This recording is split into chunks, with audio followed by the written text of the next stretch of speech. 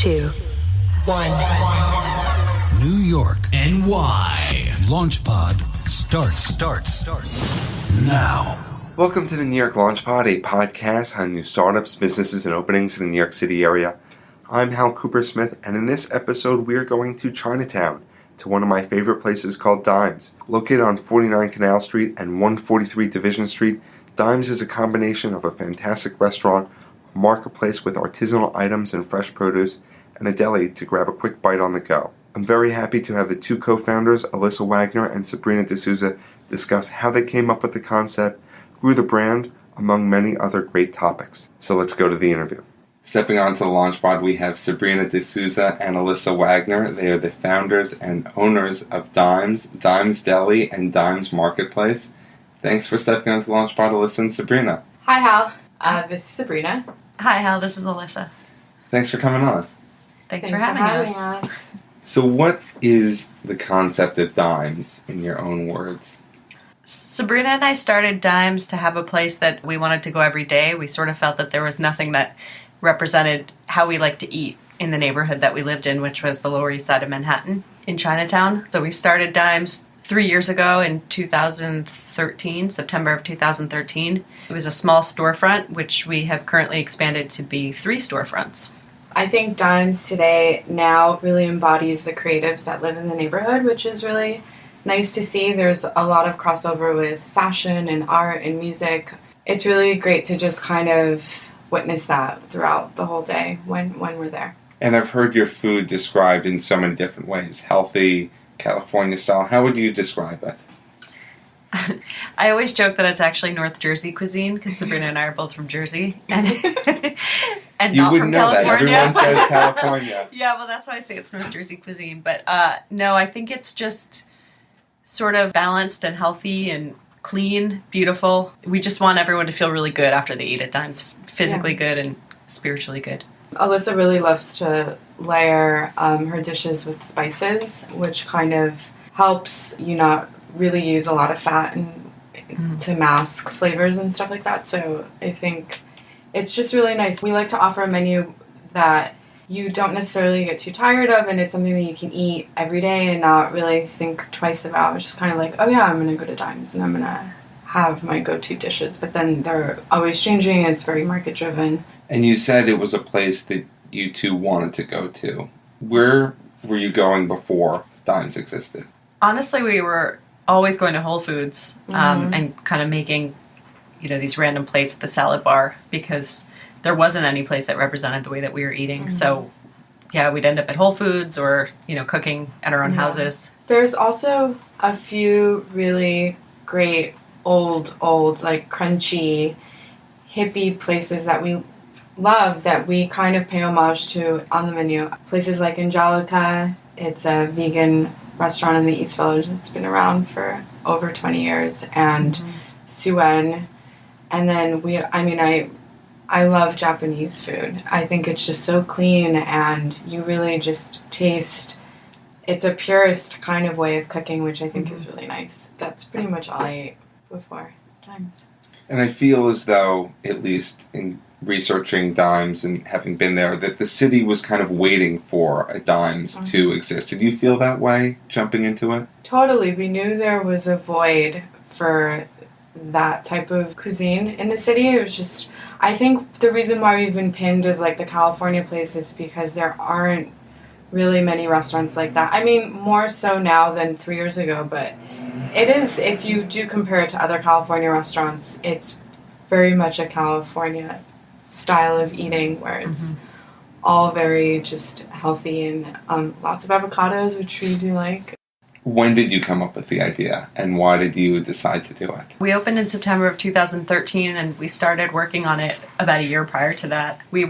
Sabrina was working on her own project at the time. It was going to be a juice bar, and she wanted to have some food, and I had finished culinary school, so I offered to help out with the food end of things, and she agreed. So then we started working on the project that ultimately became Dimes. As we sort of talked more about it, we realized that our ideas were really symbiotic, and the concept just kept growing and became more of a restaurant concept.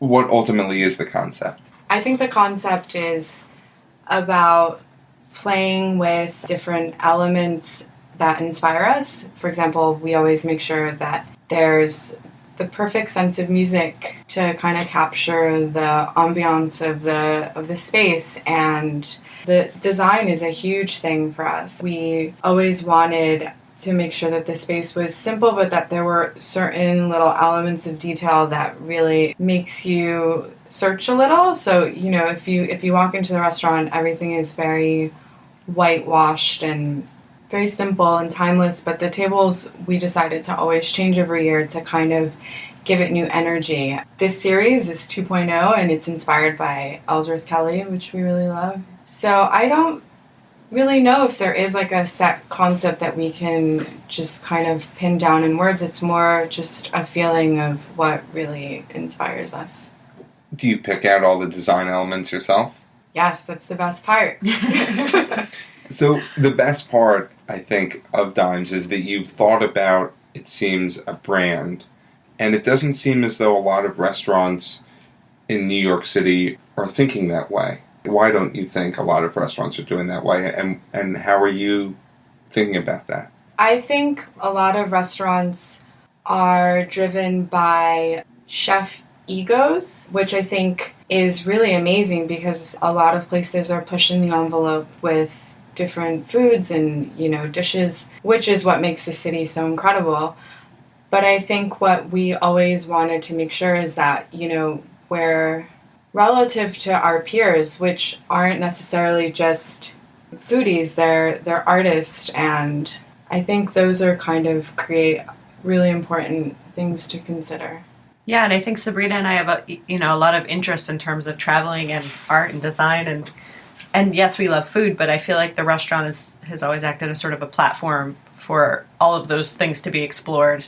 You know, we have interests outside of food, and it kind of makes our work life more interesting when we can bring other elements into that. Right, so you go to your website, it's a really fun website. You mentioned the restaurant itself, the design elements are changing. You even have a video, your Instagram's interesting. How did all those pieces come together? Really organically. I mean, I think Sabrina and I have always just sort of like put one foot in front of the other and had fun with what we're doing, which was the biggest thing, and we didn't think about it too much. You know, I think sometimes people overthink their marketing, and it kind of, you can tell, you know, it's very contrived, but whenever we've done stuff, it's just sort of been out of like a fun gut kind of place. Yeah.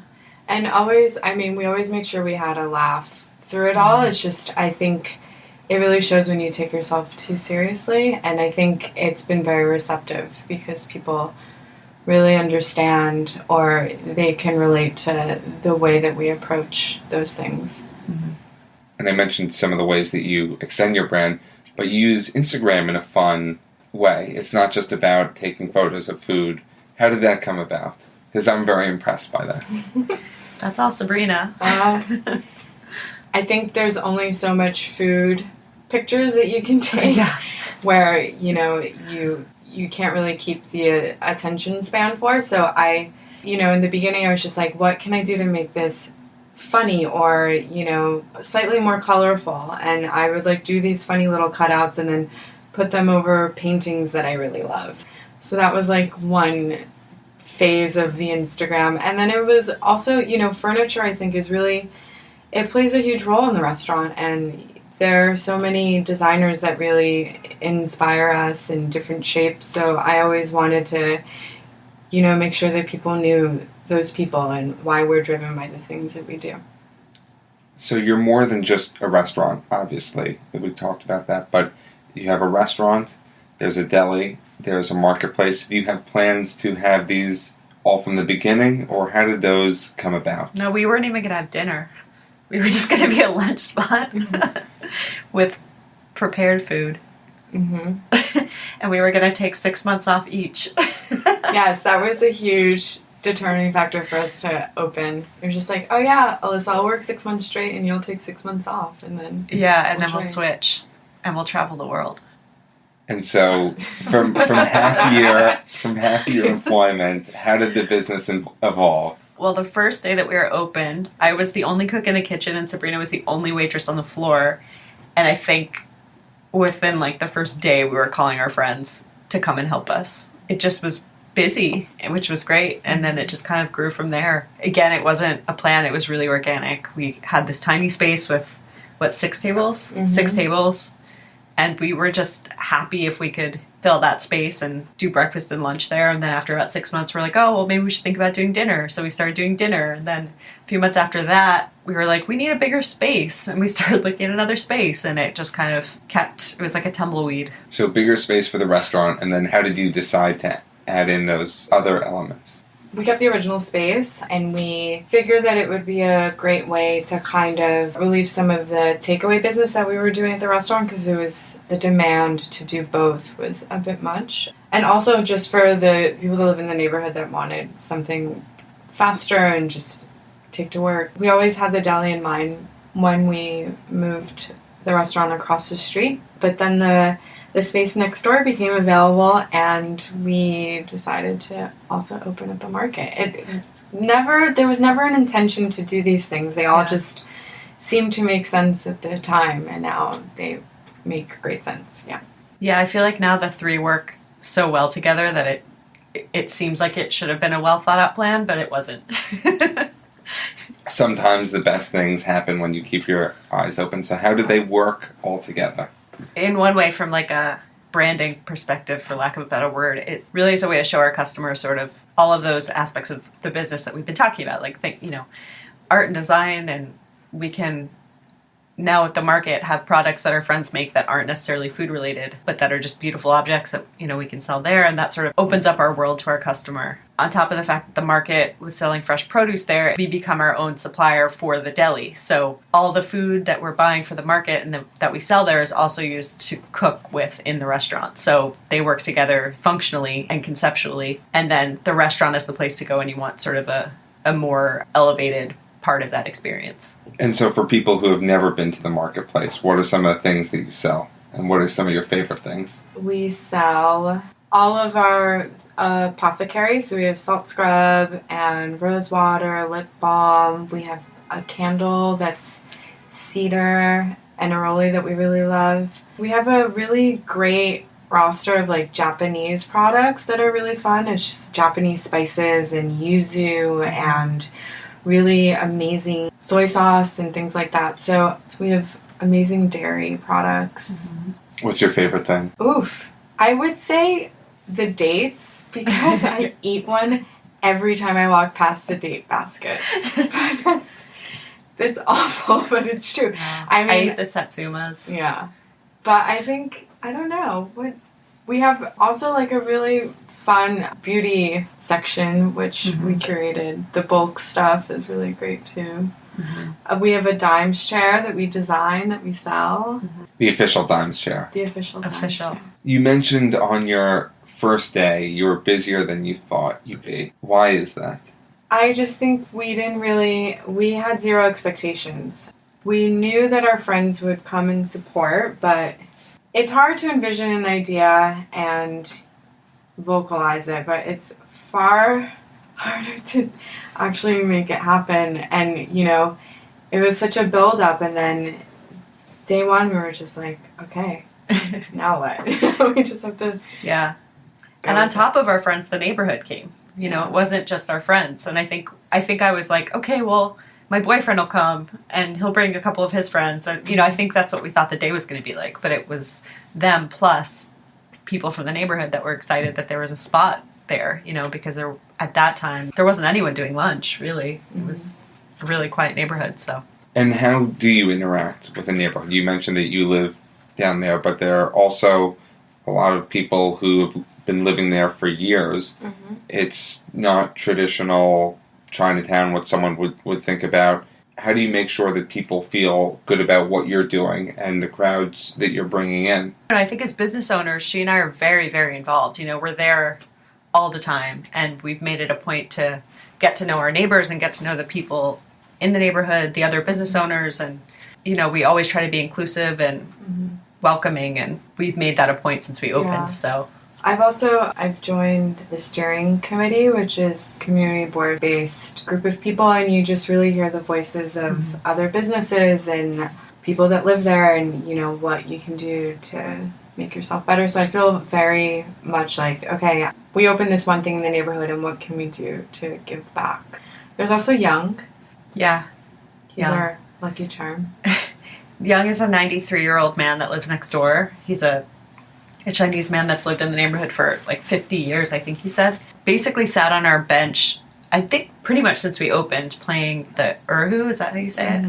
He plays music, and now he's taken to bussing tables and pouring water for people on a volunteer basis. But For he's an there egg. every day for an Sometimes egg. he'll do For an it egg. Yeah, he does it for an egg. And a finger of wine. And he's about as neighborhood as you get. So. Yeah. So I think we have an in. Yeah. Right, so it's good to stay involved with the neighborhood. And then another aspect of your business, it seems, and it's not just me who's saying this, but you've attracted a very fashionable crowd. I want to read something from the New Yorker. It says, "Dimes is where the cool kids want to be." Did you think that you would jump off in that crowd? Well, I mean, I feel like a lot of our friends are in fashion, so it kind of transcended from that. The reason why we are so loved by the fashion world, there are a few things. We're women, which is great. It's not, you don't see that as much. I mean, it's growing, and I'm very appreciative of how many women are opening up restaurants. And then I also think the apothecary was a nice way to kind of connect the two. It's just like, oh, they're a restaurant, but they make these beauty products. Why? And I think that helped kind of bring the curiosity of what we're about. But I would definitely say that a lot of our friends are from those fields. Mm-hmm. So you brought up being a female-owned restaurant. What have been some of the challenges that you think you faced? In the beginning, we had a lot of challenges, mainly with getting certain people to take us seriously. Most of that was in terms of finding purveyors and equipment salesmen and things like that, who we would show up to these big restaurant warehouses, and they'd be like, "Who are you guys, the manager or something? Like, what do you want from me?" And they wouldn't want to give us their time. They wouldn't think we knew anything about the equipment we were trying to buy, and so they would brush us off. And we kind of just persevered and found the people that were respectful, and we've grown a pretty solid base of people that we work with now, and so it's become a lot easier. But in the beginning, I think we just found that people didn't really take us that seriously. What's the most difficult thing about running a restaurant in New York? There are lots. I just feel like you're always hit with some new challenges. We've dealt with growing pains, which has been like a huge learning curve for us, but you just really need to have the stamina to keep going, because it's constant, and if you're not passionate about it, then it's so easy to get burnt out and just kind of lose it. And I think it's really important for people to feel your presence in this space. I think that's really worked to our advantage so well.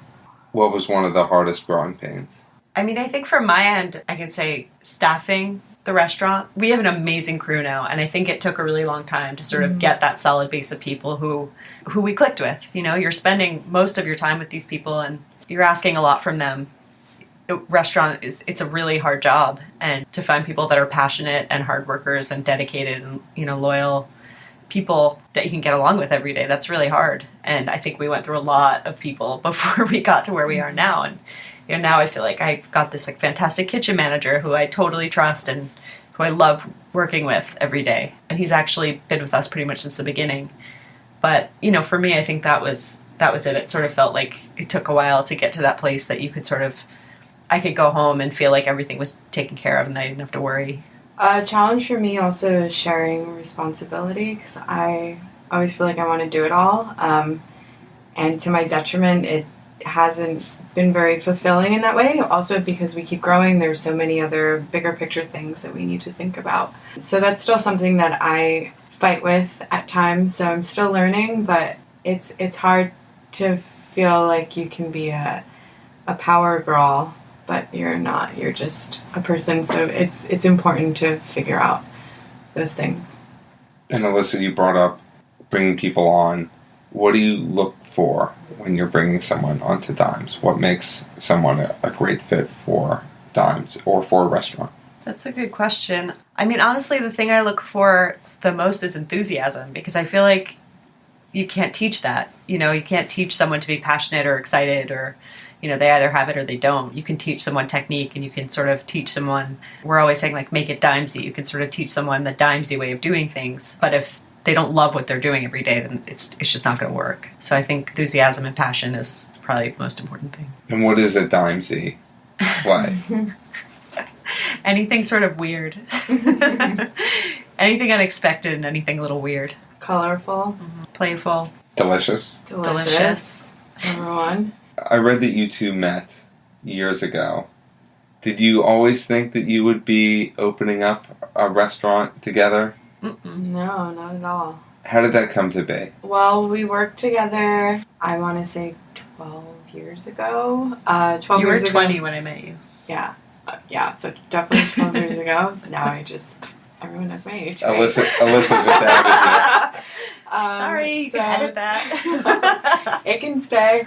12 years ago, this place called Lovely Day in Little Italy? No, Soho. Nolita? Yeah, Nolita, sorry. I'm losing sense of anything. Cause Time and space. I'm always if it's not in Dime's world, I have no idea what you're talking about. But yeah, so we met there 12 years ago. We were both waitressing. And it was a really fun place to just meet people, and we called it the Peach Pit because it was such a hang. And we kind of ventured off into our own little paths, but we were always very close. And Alissa went to culinary school, and I kept working in restaurants and doing a ton of traveling. And then we took a trip to Patagonia, and that's kind of where, you know, it all came into, planted the seed. What's the story? We were like in a hostel. Yeah. Had the worst food, and we were just painting this picture of like our dream restaurant, and that's pretty much how it all started. And then once we came back, we were like, hey, we can actually do this. We have the skills, we have the experience, you know, we know people that would support us. Then we figured out how to write a business plan. Yeah. All starting from an Argentinian hostel. Uh-huh. Yeah. So what was part of the business plan?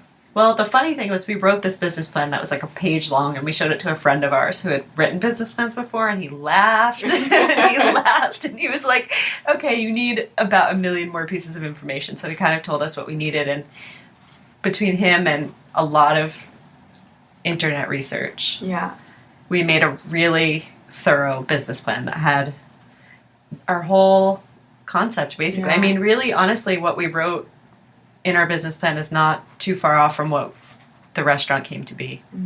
To Even this the day, menus, yeah. I think it's fun to look at it It is. in hindsight and be like, oh yeah, we're still that business plan. Yeah. I think it's also really nice to have a visual exploration of what you're trying to create for the sake of having a business plan, which equals dollars, essentially. Yeah. But I think that was a very important thing. It was very important. Yeah, we took a bunch of photos. That was really Yeah, fun. we did lots of photos. We did tons of projections, which Yeah. I don't even think I could do today. Yeah. I don't know. I mean, we did a lot of reports. A lot We of did a menus. survey. We did a survey. We had our friends. We did a Google survey. Yeah. And what were the results? It was mainly just asking people how they like to eat lunch And what they would spend on a Mhm. daily basis. How do you divide the responsibilities between you two? Well, I am the chef, so I deal with everything kitchen related, and I also do maintenance stuff. And I do all the basement stuff. And the cooking. Yeah, Alissa always takes over the catering, which has Oh, been yeah, a thank you. huge part of the business as well. And I do accounting. I crunch the numbers, which isn't always fun to kind of have that weight on you, but it's great.